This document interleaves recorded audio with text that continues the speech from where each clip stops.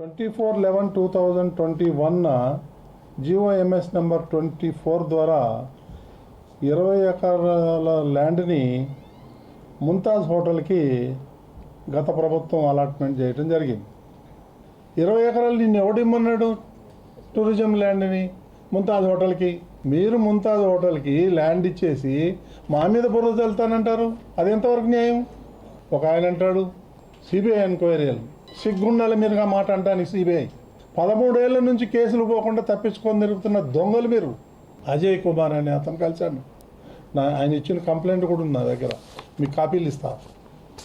ఆయన్ని మంగళగిరికి పంపించి ఆ ప్యాలెస్లో పాయింట్ బ్లాంక్ పెట్టి 20 ఎకరాలు వెనక్కి తీసుకున్నారు. కాదంటారా? అంత అవసరం ఏమొచ్చింది నీకు? ముంతాజ్ హోటల్కి 20 ఎకరాలు ఇవ్వాలి, కోట్ల రూపాయలు మీరు లంచాలు తీసుకొని ఈ విధంగా చేసి ఇప్పుడు మా మీద బురద చేస్తారంటే ఎట్ట కుదురుతుంది? అసలు పూమన కరుణాకర్ ఈ తిరుపతిలో ఉండడానికి అర్హుడు కాదు అని తరిమి కొట్టాలి తిరుపతి నుంచి ప్రజలు. పెద్ద గజ దొంగ, రోజు బుర్ర చల్లుతాడు. చల్లు బుర్ర, చూసుకుంటాం మేము కూడా.